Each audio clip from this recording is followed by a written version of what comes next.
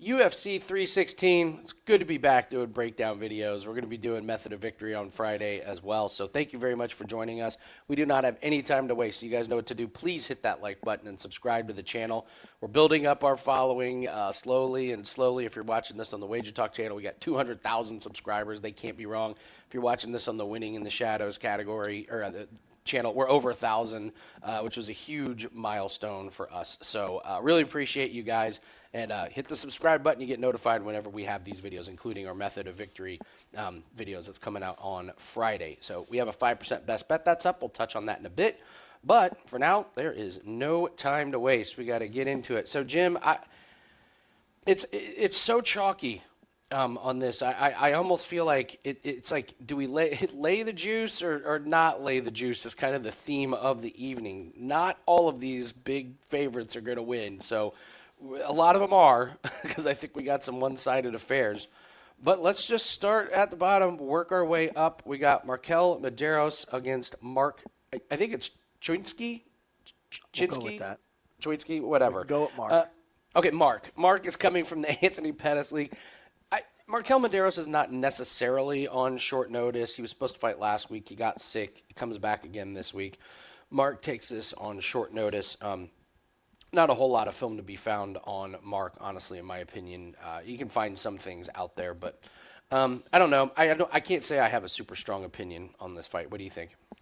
I have a strong opinion on this fight. Anybody associated with Anthony Pettis in the year of our Lord 2025, I want nothing to do with when it comes to MMA. Anthony Fair. Pettis Fight League, that's great. Where does Anthony Pettis Fight League rank with UFC, PFL, Cage Warriors, what else? Worse. Jungle fights, bum fights, street beefs. Where does Anthony Pettis FC All rank? the Australian leagues? Below all of them. Yeah. Below all the Australian leagues. I've watched what I can on Mark, and he's a wrestler. He makes egregious errors in his wrestling. He sticks his head where places it shouldn't be. I don't see anything from this guy that tells me that he is a UFC fighter with this 8-0 record coming in short notice. They canceled Mederos' fight. He canceled his fight before the weight cut. And to me, that's absolutely key. Key. Because okay. there's another fight we're going to talk about a guy that didn't cancel his weight cut and cut weight and has to do it again a week later. And we've seen this play out not so well. So the fact that he was sick beforehand, and all I can say about the sickness, we don't know exactly what it is, but if you're fighting 7 days later, I don't think it was that bad. Just throwing it out there. There's no way, if it was something serious, Mederos needs to fire his management like last week, because you're not going to get your fighter a fight when they're not 100% and they can't train and compete and cut weight and make weight and, get all their money that they're deserved. So I have to go with Mederos here. I actually really like him to start off the night. I'm not huge on betting the first fights of the night, but God, on a pay-per-view card where they want to start it early and they want an exciting fight to get you to want to buy the pay-per-view, I think Mark is going to look completely out of his element in this fight. I got Mederos in this. I think he can win this decision quite easily, and it would not shock me if Mark is done going into the third and makes a big mistake and gets out of there. Yeah, MarQuel, when you do the film work, he's pretty good on the feet. I can't say I see a ton of power in his hands. He does move good. Cardio is great. Like, he's going to be there in the third if it gets it there. So I would agree with you that, yeah, this is that may be his biggest weapon in this one, is he's going to be fresh in the third. Absolutely no problems with there. I don't know. I'm with you. Coming out of Anthony Pettis' league, love Anthony Pettis. He's building that league up slow, and the quality just isn't there. If he sticks with it a few years, maybe it will be. Maybe he grabs some bigger name guys. But I mean, you look at Mark. What's he fighting at? Anthony Pettis' 16. It's their 16th event, so they're building it up slow, and I just can't buy into a short notice replacement guy. Seems like a really nice kind of a thank you. Thanks for saving this fight. You get MarQuel Mederos a fight after he gets sick. So Mederos is the pick. For me, it's not that strong of an opinion. So Quillan, Salkilld, and Yanal, Ashmouz. Interested in your take on this one, because we were huge fans of Salkilld coming into UFC. Cash big in his UFC debut. It did not last long. So how do you see this fight going? Well, I'm going to talk about Quillan, and I'm going to let you talk about Yanal, because we spoke earlier in the week, and I think you have one of the best takes on Yanal in this fight. So let's talk about Quillan. We did like him on Contender Series against Gage Young. We just saw Gage Young go up against Evan Elder and not do horrible, but just flat out be outclassed. It was just too big for him. Salkilld did what he was supposed to do in that fight. Then he gets his real UFC fight against against Jubilee. And Jubilee is who we thought he is. And it showed. One shot. You mean the guy that lost over. to a barking fighter didn't show up? Mm-hmm. But by the way, can we get him another fight? That'd be great. I want to see another Jubilee fight. I think he's got something coming. Well, you saw who's back, right? Matino? Oh, is he? Oh. He's fighting Wellmaker. Oh, Chris. I can't wait. Just got announced on social media. I'll have to put something in the piggy bank away for that one. Matino's so he back. gets the KO to Jubilee, but we learned absolutely nothing from that fight. Like zero. Okay? Gage Young had a hell of a time hitting Evan Elder, and he was able to touch Quillan. Very much so. And the biggest problem that I have with Quillan is he's willing to get into a firefight. His skills are great. The grappling is great. I think that if he takes the back of Ashmouz and gets the body triangle in, that could be a big problem. But the guy is extremely hittable. And this price tag is in the realm where I'm not comfortable betting on somebody at this tag who is this hittable. Because at some point, that's going to rear its ugly head. Is it this fight? Is it the next fight? Bottom line is, at this level, you cannot accept getting punched. Nobody gets points for being a tough guy. Okay? You got to win the fight. And he's going to go up against somebody who can nuke him. So that's my take on Quillan. Please give us your take on Yanal, because I absolutely love it. Yeah, so I as much as I love Quillan, I can't wrap my head around this price tag here. It's minus 575 at the time. Both these guys are 8-1, and one of them has multiple fights and multiple wins in the UFC. So take that for what it is. And he's got a big win over a guy we loved, Sam Patterson. I lost money on that fight, and Sam Patterson's gone on to look really, really good. Ashmouz, it's got to be one of the most annoying fighters to fight for the opposition. He's so... It almost like doesn't make any sense. You see how like kind of small he is to Patterson, and then he stands in the pocket and absolutely nukes him. I mean, Patterson was a bloodied up, knocked out mess. We saw with Trevor Peek, hey, I can get guys down, I can hold you there, and I can grind out wins. Against Duncan, we like Duncan. Duncan, has had UFC success. I didn't think there was any shame in that one. But Ashmouz has shown I can hit you pretty hard, and I can also get you on the ground and hold you there. And I like Salkild's, wrestling and grappling on Contender Series, and it really is a shame we didn't get to see more of him on that UFC debut. That was to me, that was one of the worst things for us as far as handicapping. We didn't get to see him last more than 20 seconds. Don't be surprised if Ashmouz makes this. If he's going to be so annoying. There's going to be a takedown where he holds him down, or there's going to be a big shot that wobbles, Salkilld. Don't be surprised if you're holding a Quillan ticket, if you're nervous going into the third round, and you're like, please don't take him down. Please, Ashmouz, don't get the takedown on this one. Not all the favorites are going to win. I have this circled as kind of a dangerous one. I as a big a fan as we are of Quillan Salkilld, we think he's going to win quite a few fights. Ashmouz is the kind of guy that will trip people up. He tripped us up against Patterson. He didn't need to strike with Peek once he figured out I can take this guy down and hold him there. And that's kind of what his game is wrestler, grappler, I'll take you down on the ground. But he's also shown that power. This is a stay away for me on the big-time favorite. Am I betting Ashmouz? No. But we need reasons to stay away from every single big favorite on this one. Unless you want to do a hero parlay. Just parlay all the big favorites and hope you sweep the card. I'm not going to do that.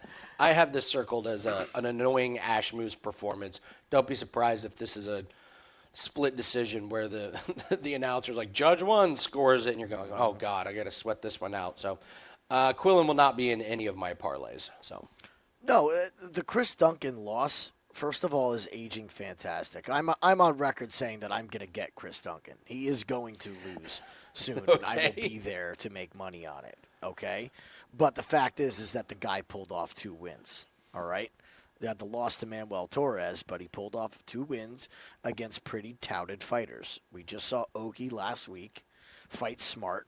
Okay, Yeah. and didn't get finished. The other thing is that Ashmouz with a broken arm was still able to go 3 rounds. I don't know what Quillan, if Ashmouz can run this pace up, I think he's going to be the fresher fighter in the 3rd. I really do. I haven't seen the cardio fall off. I think he's like almost like a Merab-esque, where he can just push through pain and cardio stress. That's the kind of vibe I get from him. So I haven't bet it yet, but yeah, I will have live lines open for this fight for sure. This is a great one for a live line. Yeah, if you're looking for an underdog that you could probably get some good live lines, this could be a good one. Ju Sang Yu against Jeka Saragih. I'll let you go first on this one. I think we're both aligned. I think we are. Here's the thing with you. Not Me? you. You. You're great. Sorry. It was low-hanging Jury's fruit. out I'm on better him. than You're that. great. I'm better than that. Okay, Sang There you go. is not a road to UFC fighter. I thought he was a road to UFC fighter. And we know the story with them. They're not that great. So why is this 8-0 prospect from Korea brought in, not put on the UFC road to UFC? Was he even on Contender? I don't even think he fought on Contender. No, they fast-tracked these you're guys. in, Not, right? not even road to UFC, not even, like, That says a ton. Was Jeka? Jeka Yeah, was. Jeka was on road to UFC, but Yes. Sang, nope, you're going right in there. So if we're talking about first thinking we're going to get 2 road to UFC fighters, okay, we'll pick your poison. But now we're getting one against the guy that was brought right in from this area. Something to look at. We spoke the other week about the Asian markets and how maybe we should just bet against every Asian fighter. Here's the thing. They have their favorites. We have to remember that the UFC has their 5 or 6 that they're like, you're in. You're in. Ray Tsuria. Who is it? Who's our title challenger? Tyra. Tatsuro Taira is coming up. These guys that they bring in without putting them through the ringer, there's a reason. There's definitely a reason. They're not going to bring somebody in to get murdered by Jeka. Okay? Jeka, on the other hand, is just not UFC level. I don't know how else to say it. Like, yeah, he got some wins. I get it. Okay. But has he had any wins where you're like, wow, man, he's amazing? Lucas Alexander's not that great. I mean, come on. Loses to Jubilee. That's a massive red flag. Weston Wilson. Submitted. The fictional, made-up, creative character, Weston Wilson. I think that Jeka is in deep trouble again. I'm not surprised that this gets finished. I think there's going to be a lot of wrestling from Sang, and I don't think Jeka's going to be able to hang. I like Sang on the money line. Yeah, so 8-0 here on Sang. I've watched him. I mean, he certainly looks the part. Like, he's going to look amazing standing at face-offs. He's shredded, looks great. I've watched some of his fights. His biggest weakness by far is he leaves his hands down. That can be a problem. You can hit him. But it's also one of those things that I think if he's got any decent coaching, that's something that you can fix. Yeah, and I just saw something. Jeka was like, I've been working on my grappling. I can't wait to show it off. And I was like, oh, boy, okay. Because his takedown defense is non-existent. So the path of least resistance is saying to get this on the ground, and I would expect him to not mess around unless he wants to show off and be, Billy Badass, but that would be a recipe for disaster. Even if he does try and keep it on the feet. This knockout that Jeka had was so random. They're on the ground. Lucas Alexander gets up and turns his chin, no defense whatsoever, and just gets cold-cocked. It was a nice win, but yeah, his performances that leave a lot to be desired. I think Sang, I don't think he's the real deal now, but I think he possesses all the tools. He needs to be more aggressive when he's on top. I see him kind of hold position and not really work to get the finish. His striking defense needs a little bit of work, but I believe he's going to be a little bit taller. I believe he's going to have a longer reach here. But I think this eventually hits the ground, and when he hits the ground, I don't believe Jeka is going to show off his amazing grappling. If this does get to the third round, I've seen Sang look really good in this fight here. He looked great in the third round, so I don't worry about cardio or him gassing unless something crazy happens. So it's Sang for me. I think this is it's minus 500. I don't think you're betting that on its own, but yeah, you could look at some kind of props. We'll go over all the method of victory props on Friday. So there's going to be a lot of them that you're going to want to play on this one to lower the juice. So we'll go over all those on Friday. But Sang is the pick, pretty easy. All right, here's one that I think could be polarizing. Ariane Lipski de Silva against Cong Wang. I'll let you go first. I think we're going to be at opposite sides on this one. I know we're going to be at opposite sides on this one. Okay, Cong Wang and Lipski. I'm still going to call her Lipski. Sorry. It is hard to get the De Silva out. Yeah, no, there's too many Silvas. We're keeping Lipski as far as fans go. At least we know who she is. Like, I get fighters mixed up enough. I don't need any extra help. Cong Wang, former kickboxer, got fraud checked, came back, beat the tar out of Bruno Brazil. Easy. Just flat out easy. Kind of happy that she got fraud checked. Think she learned a bit of a lesson from it. Not a big threat coming her way from Bruno Brazil. I thought it was very interesting that from the coaches at the Fighting Nerds before and after the fight saying that the game plan was to wrestle for Bruno Brazil. And she shot one takedown in 15 minutes. One. Obviously, it didn't go well. So, did she not shoot the takedowns because she didn't follow the game plan and she's a mess, or did Cong Wang do some things that maybe can stifle takedowns? I think she did a couple things. Her hips were back. She wasn't too committed on her shots. She wasn't overthrowing. She wasn't overzealous. So that loss, I believe she did learn something from. Lipski, on the other hand, a lot of fights, man. 27 fights. You don't realize it. She's not ancient, but that's a lot 31. of fights. 31, 27 fights for females. Quite a bit. It's a lot, right? The Jazz fight goes exactly how we thought, and Jasmine just looks like a juggernaut on her way to the title. The Karine Silva fight really wasn't a great fight. She pulls it out. Casey O'Neill, I could see that coming. I believe that was Casey after the injury, 2 fights after. Mm-hmm. The Melissa Gatto split, I do not believe that she won. I remember that fight. I went back and watched it, and I thought that Gatto won that fight. The other wins against J.J. Aldridge and Priscilla Cachoeira, who's a mess. The question she really with she this lost. fight, She lost to Cachoeira, but she beat Mandy Bohm, who's a mess. listen, who's a mess? But like even losing the Cachoeira, she's a mess. I don't take anything away from it. She's a train wreck. Is Lipski going to be able to wrestle? If she's not going to be able to wrestle, or she's not going to work her submission game, then this is going to take place in Cong Wang's world. It's that simple. So I lean Wang in the spot. I don't like the number at all, so it's a no bet for me. I can't take a distance prop because I don't know if Cong Wang's chin is going to rear its ugly head, and we just haven't seen crazy finishing ability from Lipski against decent opponents. It's against the bad ones. So no bet for me in this, but I'm picking Cong Wang. If I see something at weigh-ins and face-offs, as far as a focused Cong Wang, that's not too much of a goofball with the Joker paint, and we'll see what Lipski comes in looking like. I'm leaning Cong Wang in this spot. That's where I'm at. I'm assuming you're on Lipski. That would be my guess. At this price, at plus 410, yeah, absolutely. The reason is when it's on the feet, Lipski looks great. Her length and her striking is really good. It's when she gets down. So when you're saying, is Lipski going to work the wrestling? Hell no. No way. She's a mess on the ground. She was beating Jasmine on the feet. Make no mistake. And then Jazz, finally figured it, it occurred to her, take this woman down and submit her. Thank you. Karina Silva, same thing. Get her on the ground. Neutralize her. I actually think that's Cong Wang's path to victory here. If you're going to tell me that this is 3 rounds on the feet, I'm going. This should be much closer to a pick'em. If this does take place on the feet, and you're holding a minus 550 right now ticket, I think you're going to be terrified going in there. We've seen Cong Wang lose focus.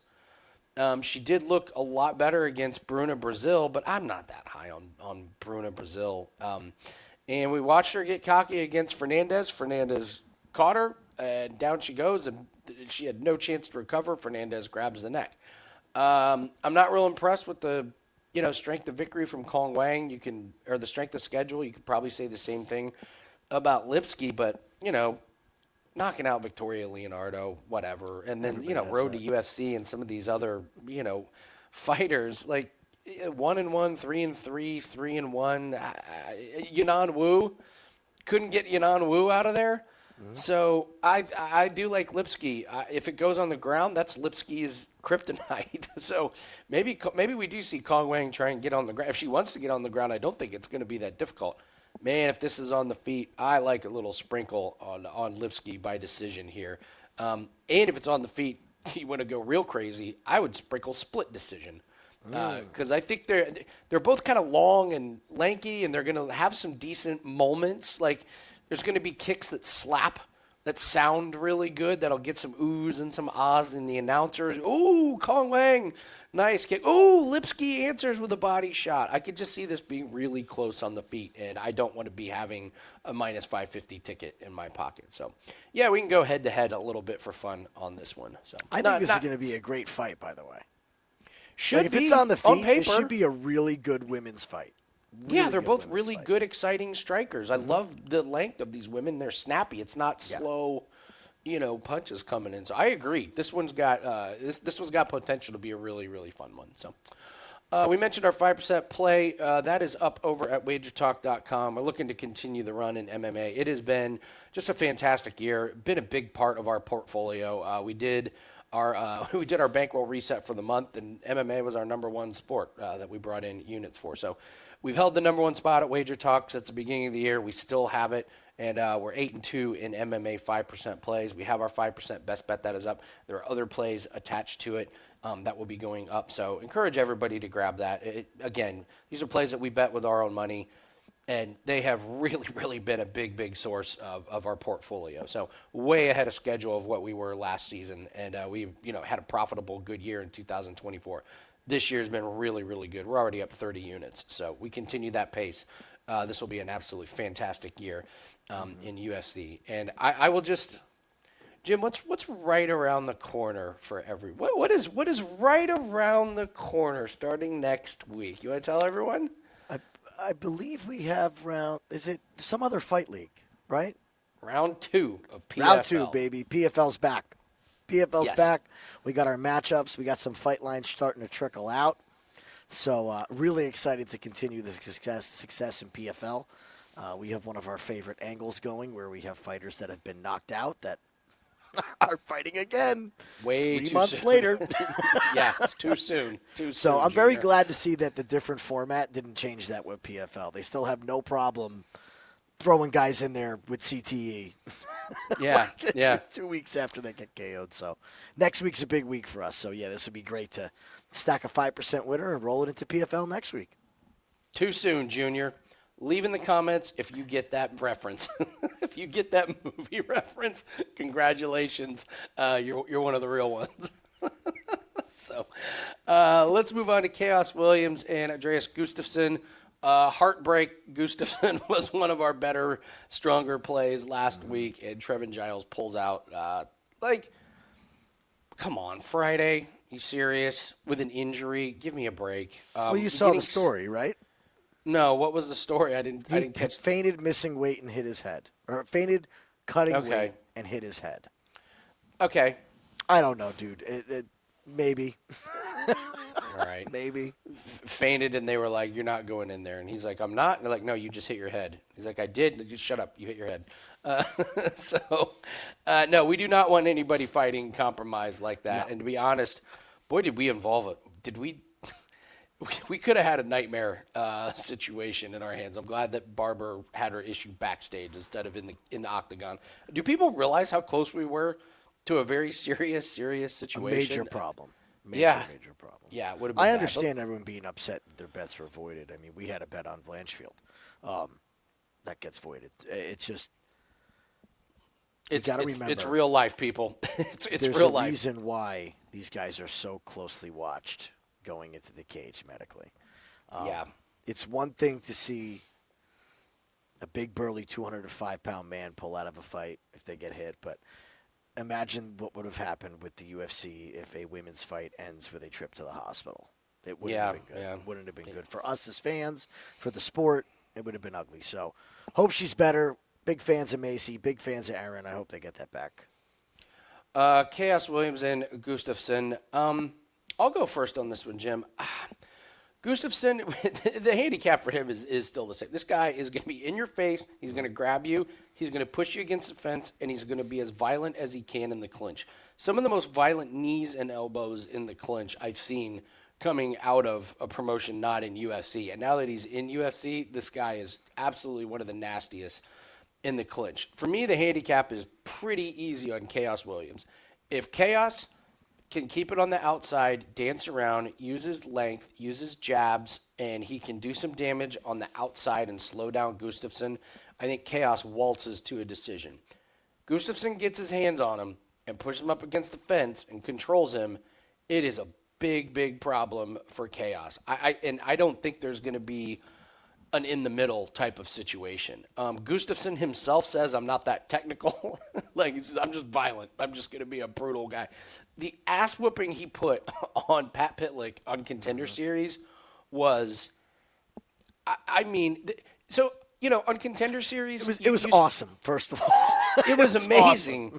But it was, you see, like, guys get knocked out on Contender Series in, like, one shot. No, this was just 2 rounds of getting kneed to the body and elbowed in the head to where he just wilted. So it was very, very impressive. If I had to pick one, we were all over Gustafsson. I worry about 2 weight cuts in 2 weeks, and I'm not a Chaos Williams fan. He just got finished by Bonfim. Mm-hmm. He did take care of business at Harris, but the split against Bedoya it was a horrible look. Bedoya came in on no notice, and Chaos barely beat him. I'm going to lean ever so slightly in Chaos, but it's not going to be a bet for me in this one. I think he can keep it at distance. I think he can work the jab and slow down Gustafsson enough. And if I'm wrong, then I think Chaos is getting knocked out in the clinch. So to me, it's Chaos by decision or it's Gustafsson by KO. What do you think? The 2 weight cuts is my big worry. It's my big worry, especially when this guy is still new to this. This is still his debut. Like, okay. Yeah, he still hasn't had his debut. But like, he's 34, though. I know. You got started late. That's my story here, is that, you're finally there, the emotions of it, like the physical trauma of 2 weight cuts. But what about the mentality? What about the mental side of it? You're all pumped up to make your debut. It gets pulled out. They tell you got another fight. You got to go back to the drawing board and prolong everything 7 days. Get back in gear. Get ready to go. It's a lot to put on Gustafsson's plate. I get what you're saying about the Chaos decision. However, I don't know if Gustafsson is going to allow this to be a decision. So, how does Chaos... You're saying like kill or be killed kind of mentality? Well, we said he is going to march forward. Like, that is going to happen. Chaos has been able to go to decisions when he can sit on the outside and 1-2 shot and move around, which is infuriating because why did we all love Chaos Williams? Because his first name is Chaos. Chaos, right? He should have stuck to his first name if he was going to fight this way, Decision Williams. But he just... That doesn't look very exciting when you're booking Chaos is better. Better bonuses. It's about the money. He's not going to be able to have that game plan with Gustafsson. And if Gustafsson really isn't as good as we think he is, or he's compromised, he is going to walk directly into the shots of Chaos Williams for 3 rounds. So at some point, this is like unstoppable force and a movable object meeting each other. Something is going to crack in this fight. Right now, the over 1.5 is minus money. I'm interested in under 2.5 in this fight, or fight doesn't go. I just think you know what you're going to get with the game plan of Gustafsson. And if he gets his game plan going, like you said, Khaos is in deep trouble. Because I don't know if Khaos has fought anybody with the violence in the clinch that Gustafsson has. I question Khaos. You can make the case Bolmfeem. But is he violent in the clinch? No, but he got his face, took him down, and finished him. Yeah. So that doesn't spell.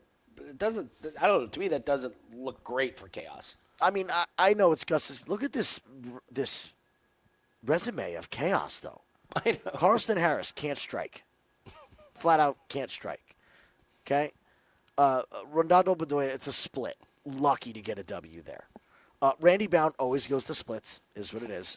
Miguel Baeza is on his 5th knockout in a row. All right, he's done. Matthew Semmelberger, gone. Loses to Michel Pereira. Abdul Razak Al-Hassan getting knocked out like crazy. Alex Morono's 1 fight away from retirement. I mean, all these UFC fights, these guys are gone. So it's almost like Khaos is one of the last remaining pieces from 2021 in this weight class still hanging around. So I know Gustafsson's 34, but this is still a new guy and a new problem, and somebody that maybe has made a little bit more advances, even though he's got a little bit older age. So I like this fight not to go, man. I think somebody's going to get their game going, and the other guy's going to fall down. All right. Leave a comment. I break the tie here, guys. I got Lipski. Jim's got Cong Wang. I think if Khaos wins, it goes to decision. Jim likes the under. So break the ties. Let us know what you think in the comment section. Moving on to Serghei, Spivac, and Waldo Cortes-Acosta. Jim, what say you? This is another fight where Waldo Cortes-Acosta is going to want to be on the outside, throw 1 to 2 shots, and use his movement and his athleticism to keep it at range. He's going to work some leg kicks. He's going to try to avoid the wrestling at all costs. That works for him. But when it doesn't, it looks really, really bad. I.e., Marcos Rogerio de Lima losing by decision to an exhausted, blown-up middleweight. Spivac is not going to give him room. It's that simple. He is going to rush forward. He's going to look for the clinch. With Spivac, however, if he does not get it down to the ground, he is an absolute sitting duck. So what is his win condition? Get the takedown, close the space. Acosta wants to make space. If either one of these guys gets their game going, you're going to get finishing upside in this spot. If Spivac is stuck on the feet, I do not believe that he is going to be able to walk forward and take the shots of Acosta, even though he's not known for knockouts. When is the last time that we saw Serghei Spivac win a decision on his feet? Look at these fights end. Yeah, Look at them end. You got to go back to Alexei Linik, and then which was Carlos an ugly, messy Alexei Linik fight. It was just a mess. A whole lot of grappling. Again, it wasn't like he just beat him up on the feet. I don't think that he can win on the feet. He needs the takedown. We've seen him get finished. We've seen him get finishes. I'd love this fight not to go the distance. I love the under 2.5. If I have to pick a side, I'm picking Spivac because I think he is on his way to really stepping up. Those 2 losses, I don't hold him against him. He's got way more upside in his MMA career than Waldo Cortes-Acosta does. I'm with you. I mean, I'll throw one thing. Affiliation, Polar Bear team. Waldo Cortes-Acosta, affiliation, NA. So what's his Miami training Marlins like? farm system. Yeah. Baseball you go player. through these. Ryan Spann, who was, bloated and dead to the world. Despain, worst takedown wrestling defense in the history of UFC. Old Arlovsky, Bresky, who stinks. So he's had a who's who of very beatable people. And none of these guys were attempting to wrestle and take him down. Spann, that's not what he does. Despain's definitely know what he does. Arlovsky's like, my days of wrestling are long gone. Bresky can't do it. I mean, this is no surprise. I did a free video on Serghei Spivac, and it's a free play on the Wager Talk page. I'm with you. I think what are we punishing him because he lost to Jailton Almeida and Cyril Gane? Come on. Yeah, when the last time we've seen Acosta get on the ground, he struggled to get up, and this is Spivac. If he gets him down once, I'm not sure it gets back up. I could see a ground and pound. I could see some kind of submission game, but I've been really impressed with how Spivac's ground game and takedown game has gotten over the years. I mean, this is a guy that beat Greg Hardy on the ground and Augusto Sakai, whatever, but submitted Derek Lewis, who's pretty bad on the ground, and then Cyril Gahn kept it on the feet. And then Tabura, what happened? Got on the ground, and Spivac was in a weird position and still got the arm bar and, gets on the ground to Jailton Almeida, who's a freaking animal. That's a different animal. Yep. He's a completely different animal. So, I have Spivac on the ground. I wonder what the prop is. We'll go over to method of victory. I think people are, Spivac sub. Don't be surprised that this is a ground and pound situation. 100%, bud. So Spivac will be the play on that one. Can I nerd out for a second on this one? So somebody made a comment.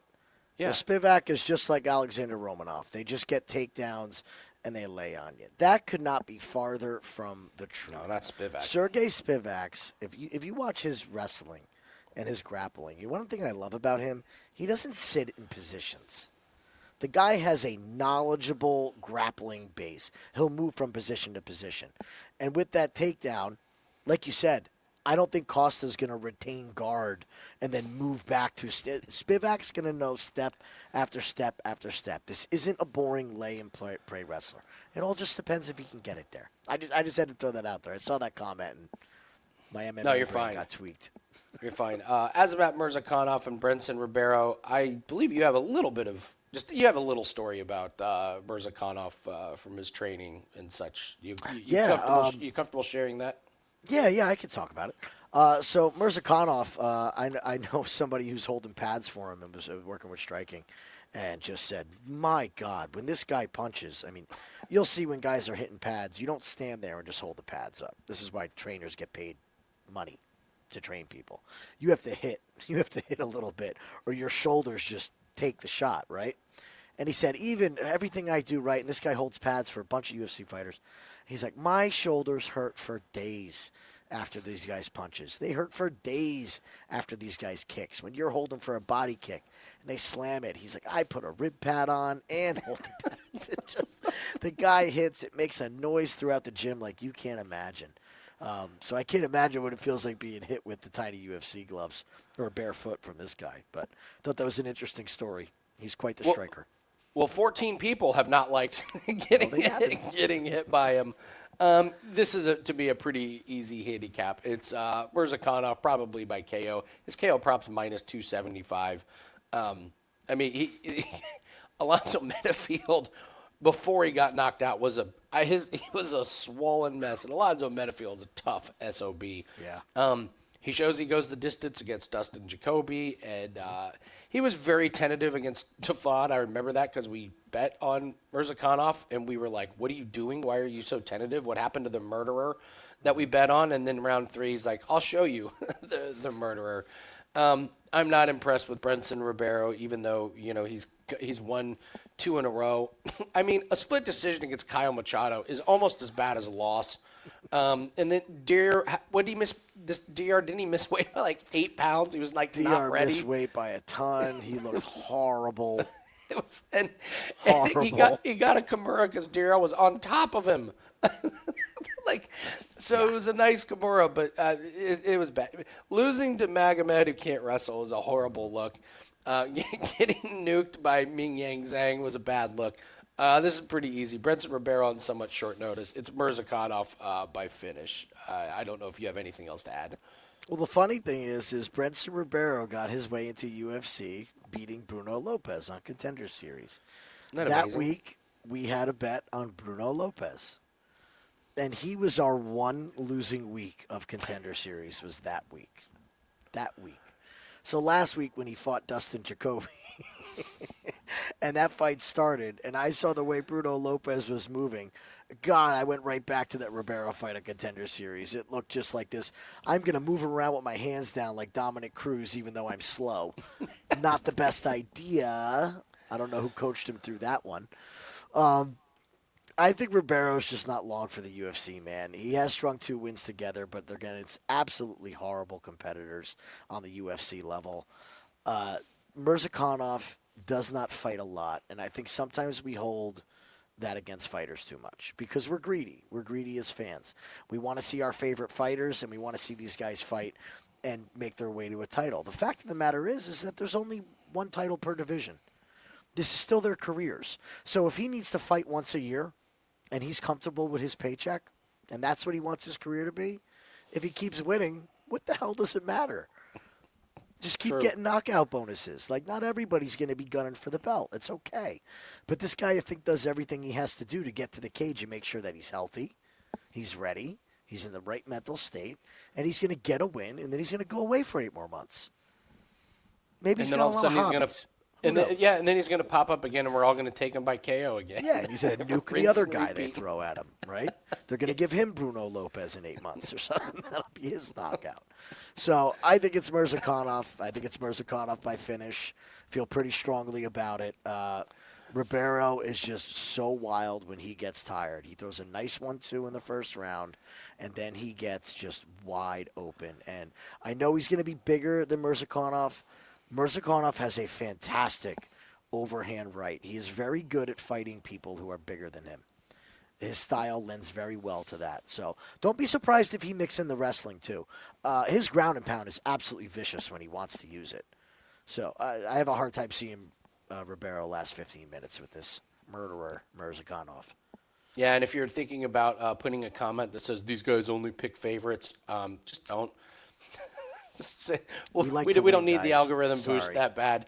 We're trying to find some underdogs here. All right, Bruno Silva and Josh Van, minus 650 on Josh Van, plus 470 on Bruno Silva. How do you see this fight going? I'm going to keep this short and sweet because you're going to hear the same breakdown all week from everybody. It just is what it is. I don't believe Josh Van wins by decision. I think Josh Van is going to finish Bruno Lopez. Or not Bruno, Bruno Silva. He probably could finish Bruno Lopez. Josh Van is a freaking nightmare in the third round and in the second round. So we just saw Bruno just get out. I mean, first of all, let's stick with Van. He does what he has to do against That was amazing. That was an amazing performance. Absolutely great performance. Does the damn thing against Cody Durden. Does the damn thing against Everett Chairez. Is winning the Charles Johnson fight till he gets caught in the third round. Okay? Finishes Felipe Bunez. Goes to decision with Kevin Borjas, which is no small task either. Gets that win. I mean, look at who this guy is fighting. Beats Zalgas. Sorry, Zalgas. We know you got screwed on a bunch of fights, but you did lose that one. Josh Van is doing everything that he has to do to get better and better and better and better every fight. Bruno Silva is on the complete opposite trajectory. That fight against Kopp could have finished him. He wanted to hurt him. He could have finished him early. It was an absolute beating, okay? It was a mercy stoppage when he was beat to a pulp in the third. And if Manel, the head case Kopp, can do that, what is Josh Van going to do if he is cruising and it gets to round 3? I don't think it goes the distance. I would be careful on the time props. I got Josh Van by finishing this spot. I think Bruno Silva's done. Yeah, Bruno Silva was getting his ass kicked against Cody Durden. Make no mistake about it. His face was all mushed up, and then he, gets the uppercut finish. And listen, Bruno Silva's nickname's the Bulldog. He is a bulldog. He's never going to quit. You're going to have to get him out of there. He just takes way too much damage at this point. Like, he just leaves his face way too open. Does he have big hitter, quitter, one knockout power? Got Durden out of there. Chokes out Tyson Nam, who's not in UFC anymore. Okay, knocks out Victor Rodriguez. What's Victor Rodriguez doing these days? Nothing. There's our boy. JP Bays. Don't misspell JP. I'm with you. I have nothing more to add. I think it's Van. I do think KO because Silva's just absorbed. He just absorbed way too much damage. His striking defense is way too much, and all it's going to take is a good first round from Van, and Silva's going to lose his knockout power, and then Silva's going to be throwing wild, and I think Van catches him. I'm with you. I don't have anything more to add. Let's move on to Vicente Luque and Kevin Holland. You are the Kevin Holland bet whisperer. I can't figure him out.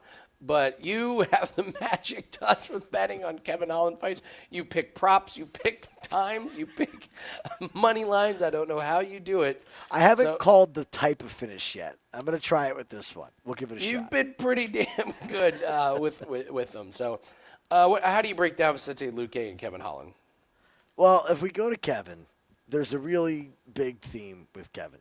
First of all, we have to do this every time. Let's go through the Kevin Holland checklist, okay? Okay. Does Kevin need money?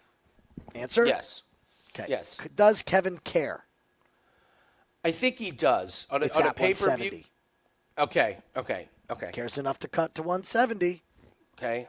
I like what you said, though, too. It's on a pay-per-view. It's on a pay-per-view. Kevin cares, right? Question 3. Can Kevin's opponent wrestle? He used to be able to. I'm not sure he can do it these days. That's my problem with Luque. Glad you worded it that way. I'm glad you worded it that way because, yes, Vicente Luque is a good wrestler and a good grappler. But I think those years are behind him. When you're talking about the neck, let's not even talk about the brain injury. The fact is that he had a neck injury before he had the brain injury.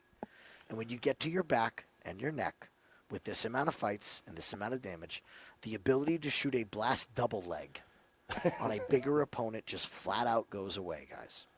It flat out goes away. We've seen this time and time again. Father Time is undefeated. You cannot wrestle when you have damage to that part of your body. When your back and your hips go, even the knees you can get through because you can wrestle a different way, but that power wrestling game, it goes away. So that checks all the boxes. So that means it's an under, and it's Kevin Holland. Oh, we lost Andy. Let's see if he comes back. I'll keep talking about Kevin Holland.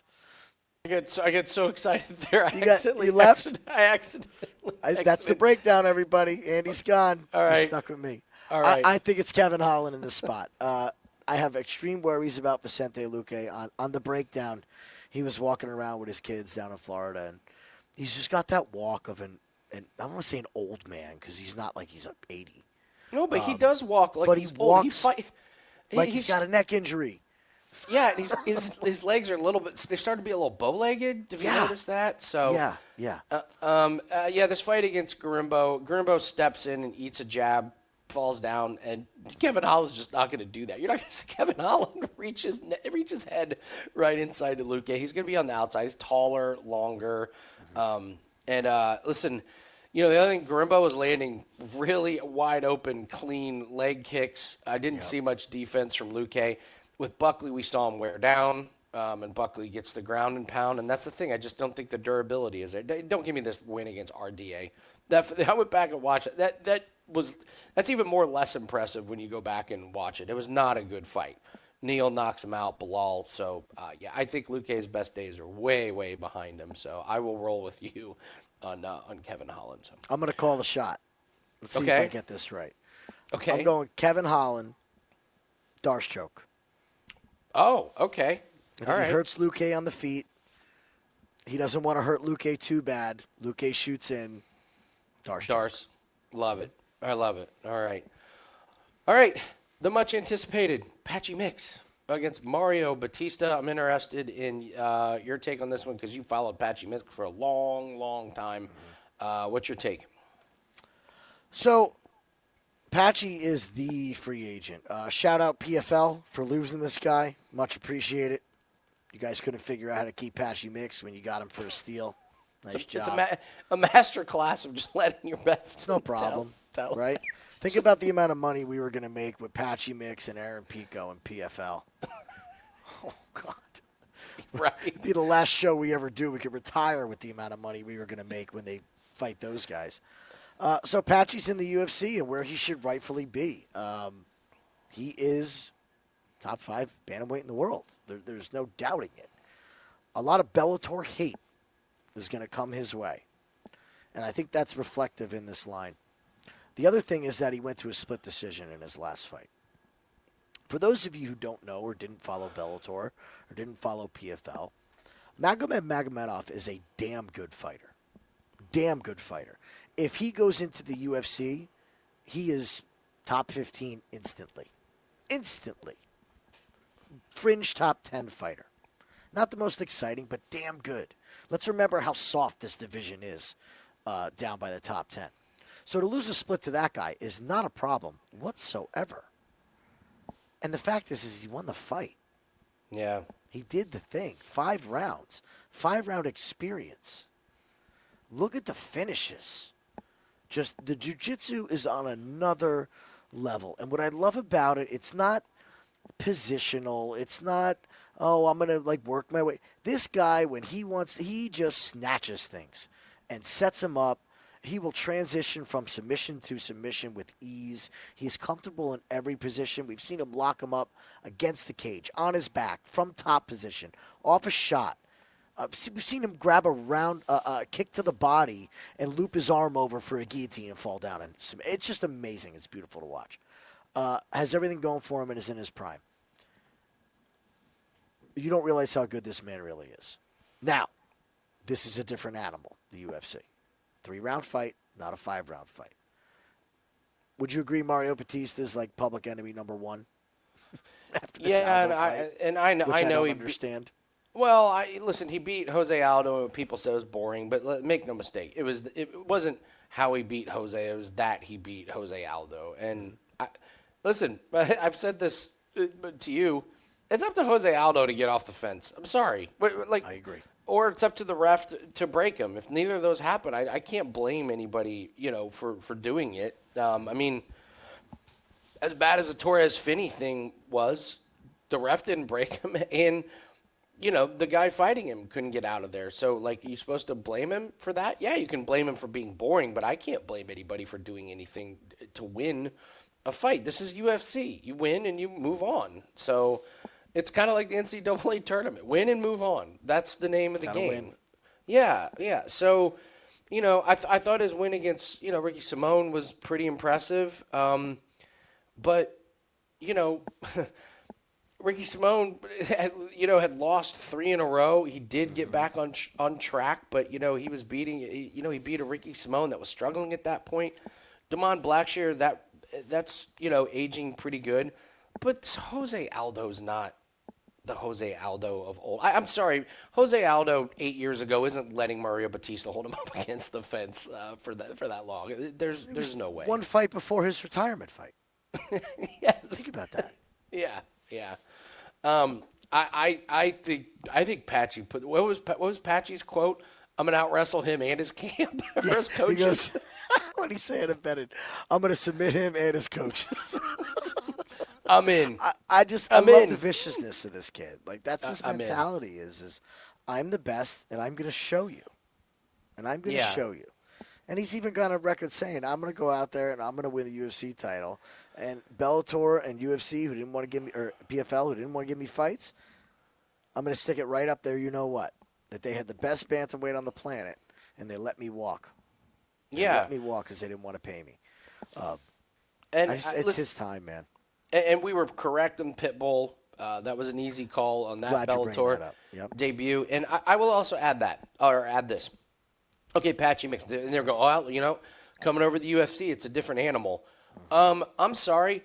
Patchy Mix is a different animal to Mario Batista. Correct. Who fights like Patchy Mix that he's ever fought before? Not Jose Aldo in this one. Not Ricky Simón with chain wrestling. And such. Damon Blackshear, maybe, but wasn't that Blackshear on super short notice? Was it that fight? It was. Blackshear took it on a week's notice. Yeah. So, and now you're back to Guido Ganetti, the realtor, Brian Boom. I'm out of the UFC. Kelleher. So, when you say, well, UFC, different animal, I think Patchy's going to look very, very different to Bautista. So, didn't Venom Page? Wasn't he? That was another one. Michael Page. So Page was one that coming. Well, it's it's Bellator. It's Bellator. That was the whole thing. We haven't seen that before. With the pirate, and he just fought. We're I don't know. He's a good striker. He's well, okay, this guy's a kickboxer. He's been knocking people out in Bellator for years. Why is this guy who can't fight in the U.S. going to beat him? Yeah. It's just so there's him. But I think the Pitbull thing left a lot of a bad taste in people's mouth. There were some strong arguments for Pitbull. in that last fight, and we were on the opposite side, and we didn't understand it. Yeah. Didn't understand the live movement, didn't understand it whatsoever. And it's a different animal, man. This is a guy in his prime, not Pitbull, who's got, what did we say, 40-something fights? Yeah, right? neck injuries. And, Yeah, no, this is a different beast here. Totally different beast. If you haven't hit the like button, go ahead and do that, please. We got 3 more fights, and then we're going to do our parlay busters and our woulda, coulda, shoulda. Kevin Gastelum against Joe Pyfer. I believe this was the fight that was supposed to take place in Mexico. Correct. Before Joe Pyfer got sick, and then he tried to play the tough guy, and he ripped the whole country and said, I'll never come back, which, I don't know, low-hanging fruit, Joe. But listen, this is the UFC. He definitely knows the audience. So not to you guys. You guys are the highbrow. We're great. Wink, wink. What do you think of Kelvin Gastelum and Joe Pyfer?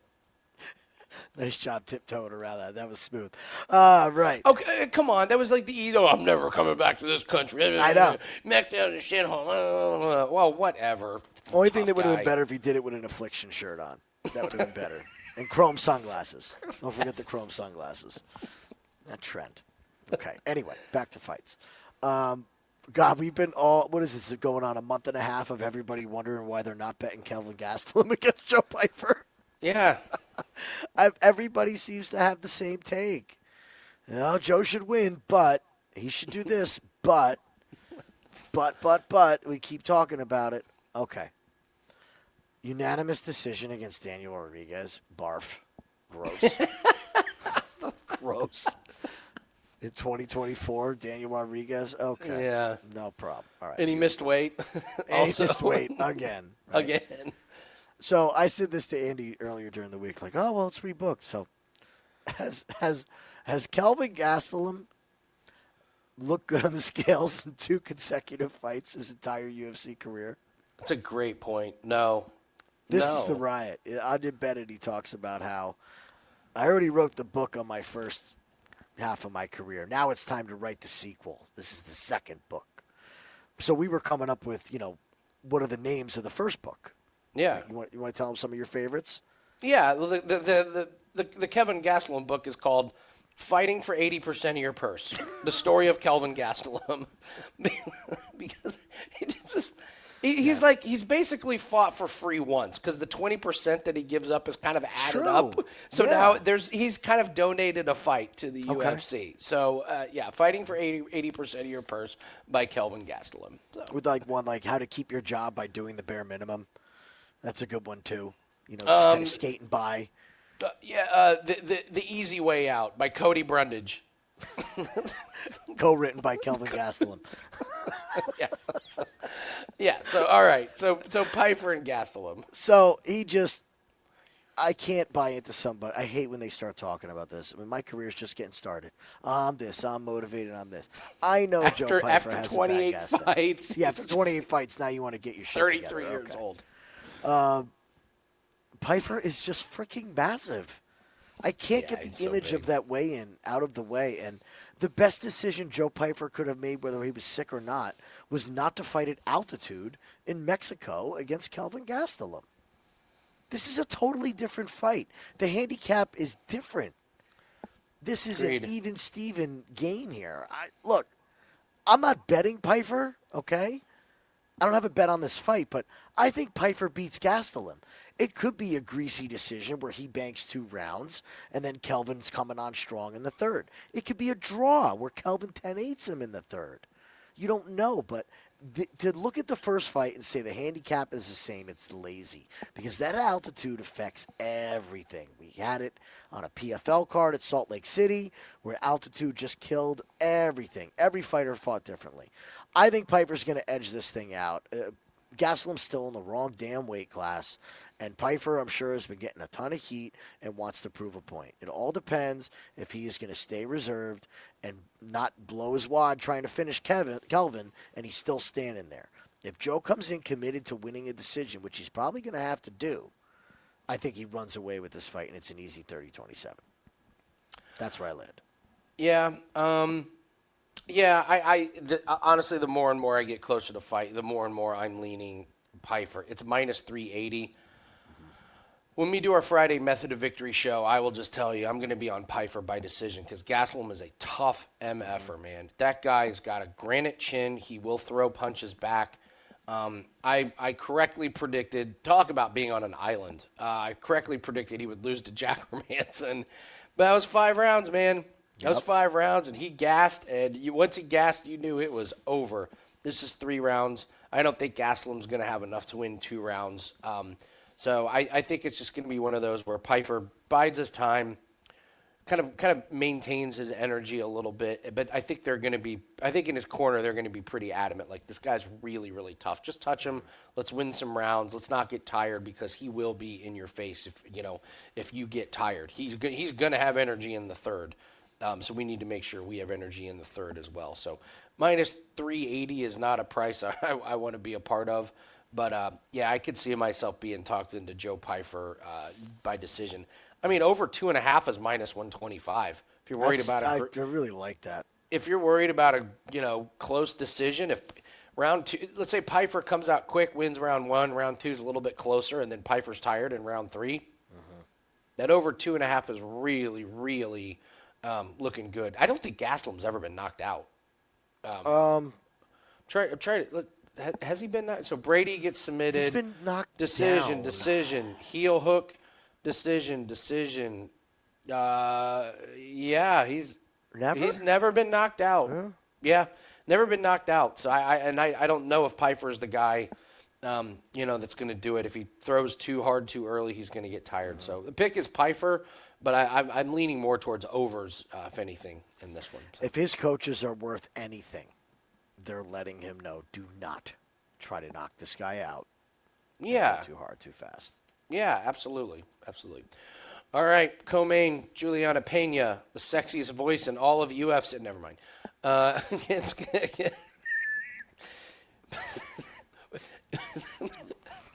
That'd be the worst ASMR. Be the worst ASMR channel ever. Juliana Pena's ASMR channel. Yes. I right. would rather listen to a Fran Drescher audiobook. Be about the same. Anyone else know the name? See if you guys remember the nanny out there. Oh, there yeah. You go. Oh, that'd be amazing. Pena retires in a few years and is like, my voiceover career is just not going well after UFC. All right, Pena and Harrison. Harrison is just the price is just laughable at this point. I have some interesting thoughts on this one, but I'll let you go first. This is a very simple fight to me. If Kayla does not get this thing done inside of 2 rounds, I think she's in deep trouble. I have not parlayed Kayla at all with anything. Just not doing it. I would love to see her elbow Juliana's face to high hell because I believe we have a paper champion. I do not believe that she beat Raquel Pennington. I know it was close, but I'm sick of rewarding Juliana for the worst pillow fists I've ever seen in my life. Awkward, goofy striking, takedowns and nothing done with it. Holding on and taking punishment. She just takes punishment. That's where I landed with Kayla. Kayla, if she can get on top, if she does get the finish, I think it's going to be a TKO. Except I think it's going to be a doctor stoppage. Kayla Harrison gets the elbows, which she never had in her career. And since she's come to the UFC, that was the one big mistake we had. When we looked at her versus Holly Holm and said, that can't be right. I looked at it and said, it can't be right. Boy, did you see when Kayla Harrison can use elbows in the ground and pound, that changes everything. Go back and look at her regional tape before PFL. What she would do to these girls from top position with elbows. Just cut them wide open. So if she gets on top of Pena, Juliana Pena shows damage probably worse than any other female fighter that I know. I mean, you touch this girl, and her eyes swell up. Her forehead bleeds. She's prone to damage. So Kayla could get this cut stoppage if she can get the ground and pound going and do some damage early. After round 3, oh my God, is Pena live? Because if she wants to march forward and throw hands, and Kayla can't get the takedown, you are going to be sweating out your minus 750 on Kayla Harrison. To me, there's only one way to bet this fight. It's Kayla by finish, and you're looking to play Juliana live after she gets her head caved in the first round and is still there at a ridiculous number. An absolutely ridiculous number in round 2, round 3, and see if she ekes out a decision. I'm going to pick Kayla. I think she's got her final hurrah going, like this is it for her. Juliana's been the champ twice. She's marketing herself. She's doing the persona thing. I think it's Kayla Harrison, and afterwards she calls out Amanda Nunes, and we wait to the end of the year when Amanda comes back and fights either one of these girls and knocks them out again. It'll be fine. It'll be Amanda again. The GOAT will stay the GOAT. That's where I land. Yeah, I have nothing more to add. I agree. I think it's a great live betting opportunity. I'm certainly not betting anything. I need to see Kayla make weight. It's a nightmare for her to make, Good point. This weight. So we'll see what it's like. But yeah, listen, I didn't think Kayla looked that great against Ketlin Vieira. Left a lot to be desired. I mean, yeah, she got the control and she got the unanimous decision, but add a couple of extra rounds. We've seen her not look great in some of the later rounds here. So. And I'm not sure the cardio is going to be there. And Pena, for all her faults, man, she's tough. She's going to march forward. So I just, I'm not sold on Pena. Like, what a weird path here. Like, you're losing to Valentina, and then you're fighting Nico Montano. Like, where did this come from? Look at all those canceled fights. Look at all these. Never made a walk. And so then gets choked out by Jermaine Durandamy, then gets Sarah McCann, and then gets. I'm sorry, this was a fixed fight. I'm just gonna say it. I've always said this. I agree with you. This was the most fixed fight I've ever seen. Right before the Ultimate Fighter, did she tap before the choke was even set in? She was laughing on the way up. And then what happens? She gets her ass kicked. Amanda Nunes was playing with her food. Could have finished her whenever it didn't want to go 5 rounds. Could have finished her 2 minutes into round 1. Yeah. Instead was like, I'm going to put 5 rounds of an ass kicking on you. So if you think Amanda Nunes that did that in the second fight got submitted by Juliana Pena in the first, give me a break. And then I'm with you. I thought she lost against Raquel. I was pretty surprised by that decision. It's Kayla by finish, and then I'm going to have the live lines wide open. If I see Kayla Harrison, the second I see her start to gas, if it's in the third round, I am live betting Juliana Pena, because Pena's not going to gas in rounds 4 or 5. Kayla Harrison will absolutely gas, and if that takedown isn't there, Juliana Pena will pop her many times on the feet. And Kayla's striking leaves a lot to be desired. So, and Andy Lang famously called Kayla Harrison's first loss, or only loss. I did. Called Remember it against Russ Pacheco. Absolutely. She's going to lose. She's going to lose this one. It happened exactly how you said it was going to, too. Absolutely. So, all right, we'll move on to the main event. Then we're going to do the Parlay Busters and the woulda, coulda, shoulda. Merab Dvalishvili against Sean O'Malley. Listen, I'll go first on this one, Jim. I, for the life of me, do not understand the love for Sean O'Malley. I never have. This was one of the easier bets that I made in their very first fight. And I know it went to unanimous decision. I know O'Malley had some of his moments, but I thought it was a pretty clear domination from Merab. And I don't know what's changed. Okay, Sean O'Malley's the one that can make adjustments. Well, Merab's allowed to make adjustments too. And we haven't seen Sean O'Malley since then. He's been dealing with injuries. He looks like they're saying, well, he's focused, he's not smoking or whatever, but there's a lot of other focuses in business that he's a part of. And Merab just came off of beating Umar Nurmagomedov, which we couldn't believe. Why is he the underdog in this one? Why do people keep not believing that this style is just going to overwhelm? What more do you need to see? Decision Aldo, decision Yan, decision Cejudo, decision O'Malley, decision Nurmagomedov. I think the only thing that's going to stop him is Father Time. I don't see the antidote to this. And don't give me, Sean O'Malley's striking, whatever. Like, when was the last time we saw it? He couldn't get Vera out of there. He knocked out Sterling. That's great. Couldn't get Jan out of there. No contest. So what? We hanging it on when?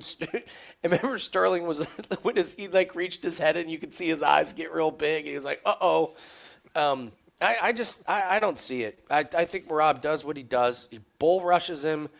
O'Malley gets tired, and I'll let you. What cemented the deal for me on this one, which is why I'm going to be betting it. I'll let you tell this one. This is one of the most ridiculous things, and one of our best betting theories. It's one of the best. Family members, girlfriends, boyfriends in the corner. Sean O'Malley, for his dad's 60th birthday, he's in the corner with him. I don't want to be a downer, okay? Like, it's great. Do something nice for your dad. How about you get him, like, ringside seats? Here's the bottom line. You can say you're nervous or you're not nervous. But until you're there fighting and your loved ones are 10 feet away from you while someone's punching you in the face, there's pressure that comes with this. There's distraction that comes with this. Just the walkout. Like, correct? See if you agree. If you were a cage fighter and you walked out with your team, and then next fight, your father's with you. Yeah. Wouldn't you be a nervous wreck? A wreck. 60th I'd birthday, be a mess. A mess. Yeah. That's your dad. That's the guy you want to make proud. You want to make him proud. You know, support or provide for the family, everything. Like, there's so much pressure. And we just saw this last week. All of a sudden, Kurt Holloway's wife is standing cage side. Let's just say there was a pretty big live bet on Jordan Levitt when I saw Kurt Holloway's wife standing cage side during introductions. So I like not having my family close. Anytime that I've competed, I've told them all, don't say a word. I don't want you cheering for me. I don't want to know you're there. Okay? Yeah. Anybody. If I'm in the cage or the ring, I don't want to hear it. I just don't want to hear it. And I don't talk to my fighters a lot either while they're fighting. I try to keep it to a minimal because I want you focused. And Sean's not going to be focused. He's just not. This seals it, man. It's Merab. Plus, we watch on Countdown Merab go through a 5-minute simulation, pop up, pick his training partner up that he just beat for 5 minutes, who was fresh, and then high-five everybody in his garage. Just in his garage, just working away, gives a 3-minute speech without having to take a breath. It's uncanny. It is. He needs to be studied. To me, it's Merab. It's Merab by decision yet again. Yeah. You can still get great odds of Merab by decision. What more do you need to see? I mean, what do you do? You take Merab by decision? By decision. Look at all these decisions in a row. He's doing it against the best, too. Like, he's not even searching for the finish. He's not searching for subs. He's not searching for ground and pound. Can I just say, it's like he has a fetish for fighting in rounds 4 and 5. He gets better. His energy goes. Umar melted in the 4th and 5th round, and Merab was having the time of his life, like a kid in a candy store. It's one of the more strange things, but until I see something different, there's no way you're going to try and outthink this one and take anybody besides Merab by decision. So, that's where I stand on it. It's boring, but guess what makes money, Jim? Boring. Yeah. That's right. Absolutely. That's half the reason why I would love to see Patchy win, because I'd love to see a new face and pose a different threat to Merab. Like he'll throw up submissions and that's what I mean. Like, let's see how Merab handles that. Yeah. Umar also could do it. I mean, if anybody can make adjustments, it's Khabib. But man, the guy just seems like he's on another level when it comes to the cardio. Yeah.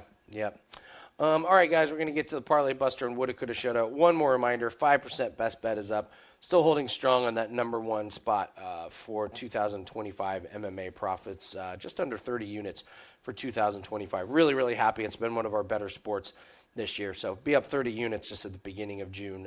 Really, really proud of that. So we want to add to that with our 5% best bet. There's going to be some other plays attached to that. So go grab that. Lines are still pretty strong on our plays. So encourage everyone to get that. And again, these are plays we bet with our own money, guys. Like, there's not too many handicappers on YouTube that can actually say that. So every play that we put out, we're betting with our own money. We do our bankroll reset at the end of the month so you can see where our money is and where our bankroll is at. So completely open and transparent, and we just love the plays this week. It's chalky. There's some spots that are going to trip people up, so let's get into some of those plays. But grab the 5% play, and Jim and I will be live on Takedown Live on the Winning in the Shadows YouTube channel, so you can join us for some live bets. Live bets have been fantastic in UFC this year. They've been wonderful, absolutely wonderful. So. We didn't even have a live show last week, and we hit 3 live bets in our Discord. I know. So keep them coming. Getting Oki at minus 130 at the end of round 1 was one of the live bets of the year. So, all right, Jim, here we go. Let's start with Parlay Buster because, man, there's a lot.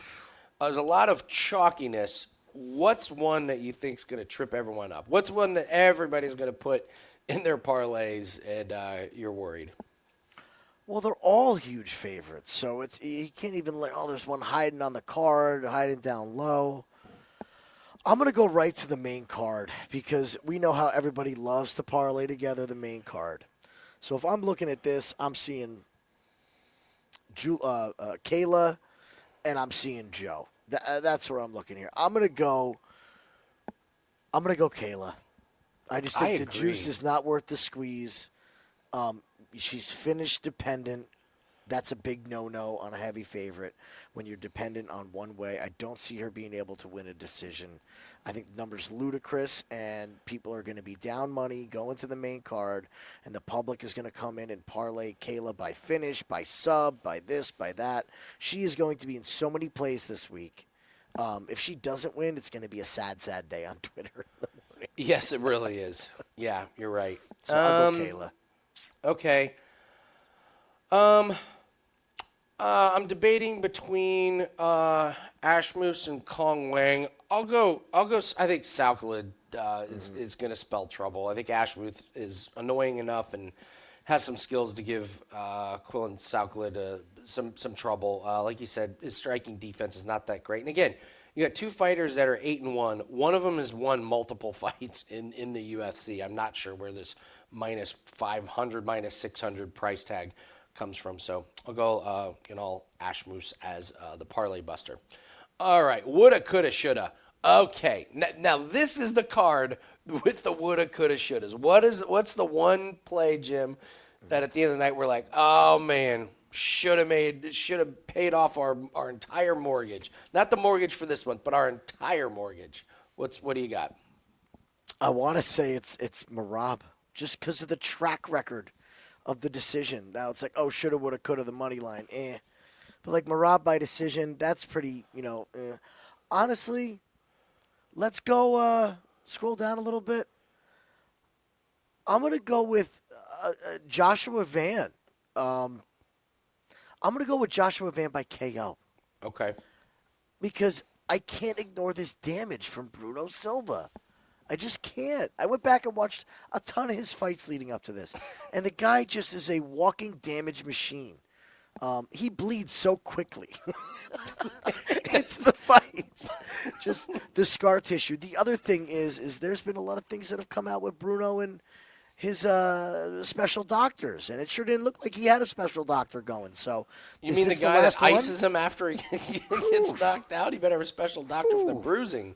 So they better up the dose, or he's in deep trouble against Josh Van. I'm going to be real mad when he knocks him out in round 3, and I don't have a ticket on Josh Van by KO when everybody's on decision.